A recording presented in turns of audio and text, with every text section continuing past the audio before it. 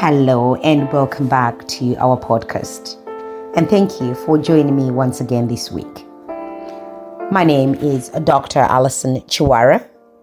I am the CEO and founder at Human Focus Limited, a company that is dedicated to creating happier and healthier workforces and workplaces, as well as amazing communities and ecosystems around us.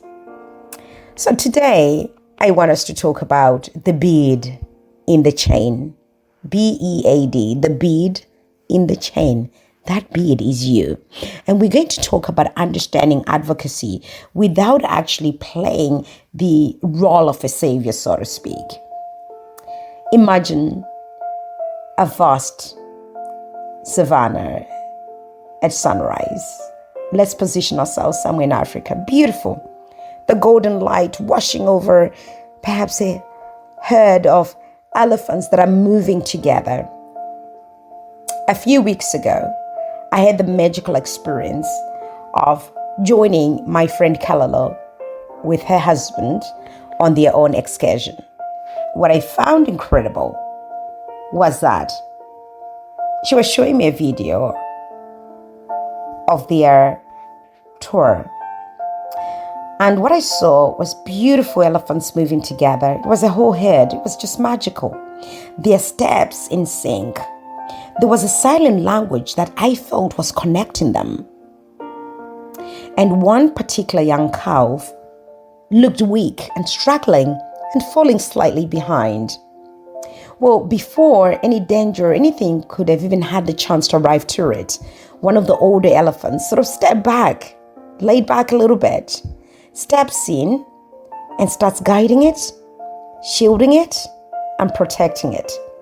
Now, he didn't do that as a savior, but as one that understood that survival and dignity, as well as strength, are a collective job. This, my dear friends, is advocacy. It's not a grand gesture. It's not a rescue mission like many of us think, but a natural act of standing alongside, making room, and trying to amplify the voices of others. It's called being human. Today, I just want us to talk about advocacy in the workplace. How do we do it well? How can we do it well? How do we validate without overpowering? And why, without you, yes, without you, the necklace of progress is missing a vital bead. That is you. You see, advocacy isn't about being the loudest voice in the room, as many of us think. It's about actually making sure that everyone has the chance to speak and actually be heard. That is an important part of being human. It's about making space and not taking space.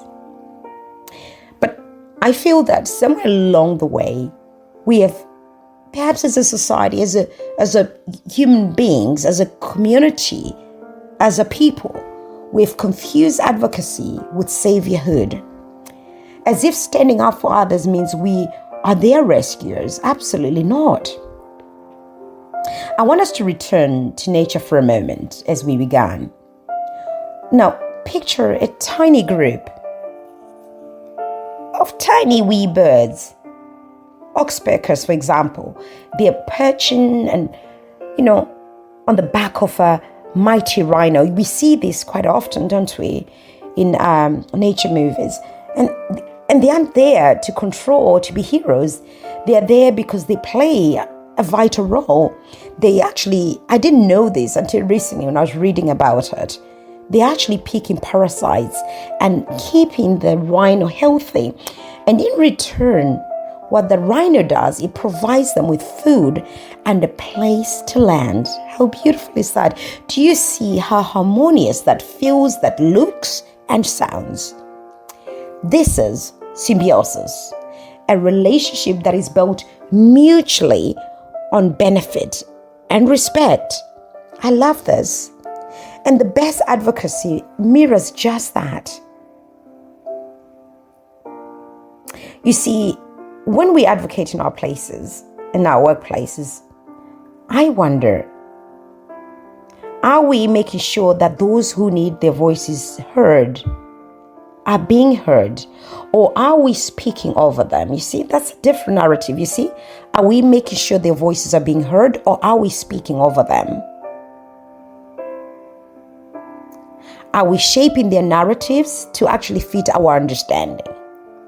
See, this month of March is Women's Month. And I ask you, are we lifting others, or are we assuming they cannot stand without us? What exactly are we doing in the workplaces? Now picture this. A young woman joins a tech firm. Brilliant, right? She's skilled, but new to the space. She's the only woman in a team and often finds ideas echoed by others before they're actually acknowledged. Now, imagine two different responses. Stay with me. So, perhaps one colleague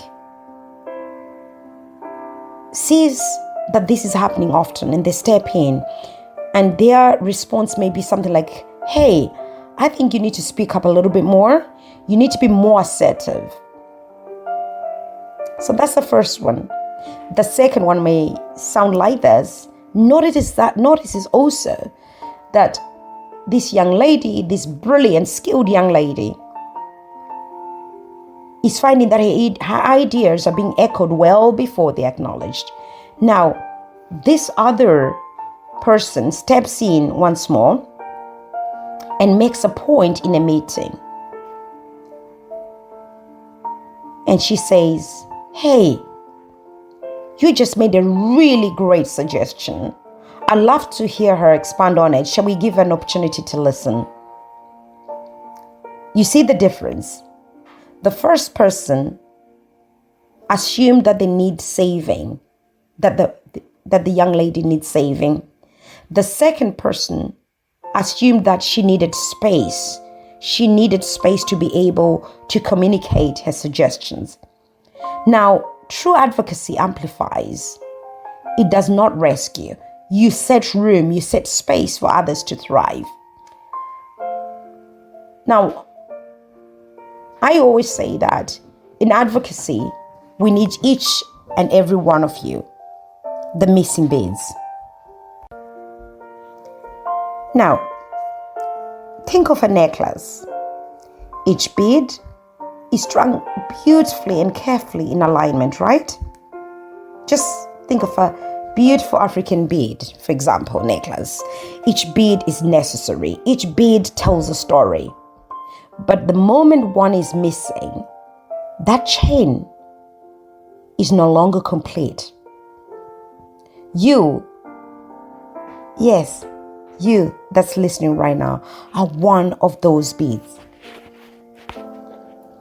You see, without your role, without your awareness, something weakens within the structure. I truly believe that advocacy isn't reserved for managers or just diversity officers. Nor is it a badge of honor. It's actually a way of being, how we live our lives, how we stroll through life. And that's important. And every workplace has its missing voices. Think of the neurodivergent colleagues struggling with the ways meetings are run. The young intern perhaps hesitant to challenge outdated processes. That employee perhaps whose name is often mispronounced but feels awkward correcting it. The colleague that is the only woman in the room, perhaps, or the only man in the room, and needs you to make room for them to speak. You see, your role is not to fix them. I repeat, your role is not to fix them. Your role is to make space for them to be seen, respected, and their suggestions valued. Now, that is true advocacy. You see, if you have to stand on someone's shoulders to make a difference, you're not an advocate, you're a performer. Real advocacy is like the wind beneath our wings. It doesn't dictate the direction, it helps the flight. These are all beautiful sayings I've heard. Amplify, don't overshadow. Stand with, not in front of. That's important. So, we could speak about advocacy all day until the birds come home. So here's your food for thought. As you go about your normal day-to-day work, who in your workplace has a voice that needs amplifying? But also, more importantly, are you making space for them or taking space from them? You see, that's important.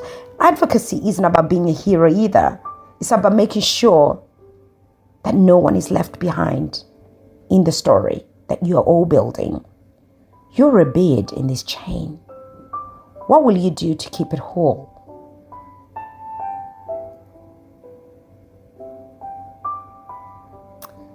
You see, I love the fact that each and every one of us has an important role in playing and understanding advocacy.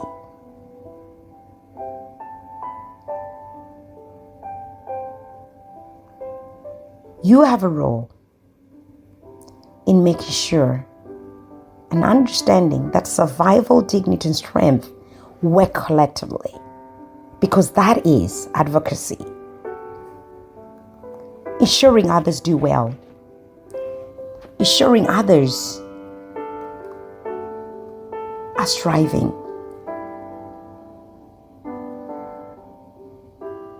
That is symbiosis, that relationship that we build of benefits and respect. How beautiful could it be?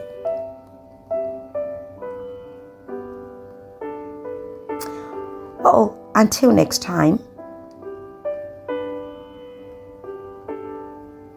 I want you to continue to remember that real advocacy is the wind that is beneath our beautiful wings. It doesn't dictate the direction, it helps the flight. So, until next time, please keep questioning, keep learning, and most of all, keep making space. And lots of it. Goodbye for now. From me to you, from human focus to your organization to your households. It's goodbye until next Wednesday. Bye-bye.